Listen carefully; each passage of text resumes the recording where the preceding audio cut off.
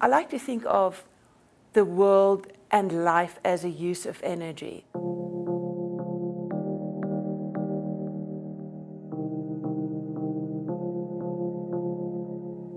As long as you have the life power to keep on making order out of disorder, that is the function of life.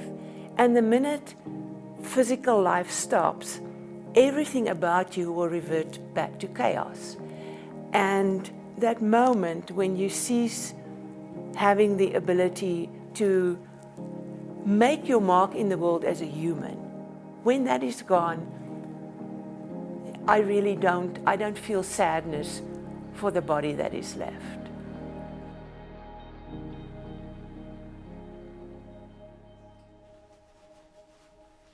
The Latin word for suicide is killing yourself, and that's exactly what it is. I mean, there's no point in arguing whether, I'm killing myself or not. I am, and I'm doing it with assistance.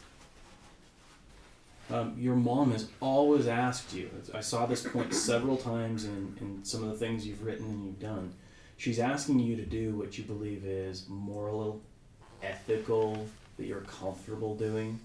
She's just trying to really express to you how she does want to live and how she doesn't want to live. I think that's the most powerful thing about it.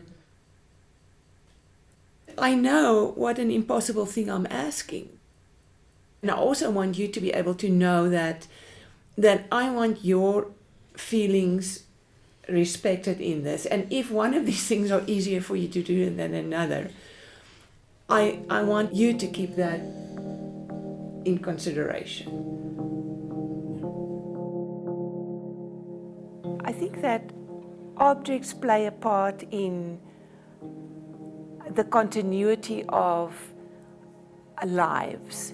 And this is the wonderful thing about vintage items and antique items. They are the objects that survived all the vicissitudes of life.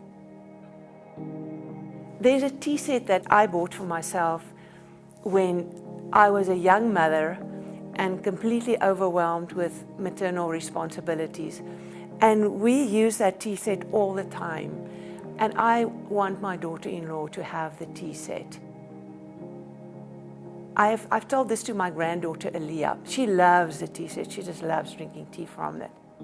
So I've told her, I'm going to give the tea set to your mom when I die, and maybe she'll give it to you when she dies.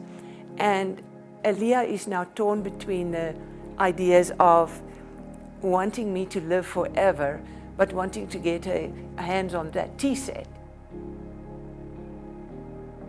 But already she's building the connection, and she's learning to know the tea set in the context of loving me and loving her mom. And when her family uses it after I'm dead, it will be something that she already understands as something coming through the generations. But anyway, I want you guys to tell me where you are with this and what you're thinking.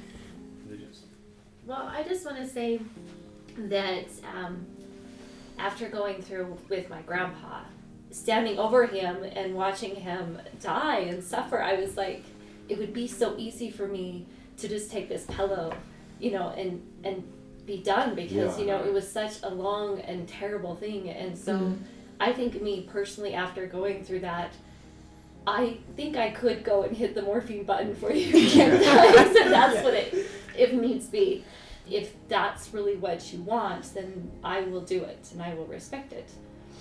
You are so amazing.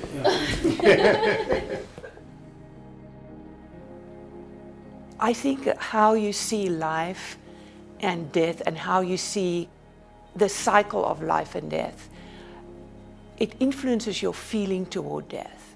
And if you feel that death is just the most terrible thing that can happen to you and to your family, then I can see why you may want to postpone it to the very last minute of when your body will give in. But for me, there's great comfort in thinking about it as life and death having a continuity, because then my death is not just it's not a tragedy and it's not a catastrophe. It's absolutely part of a continuum of life that goes back to the beginning of the universe and will continue to the end of the universe.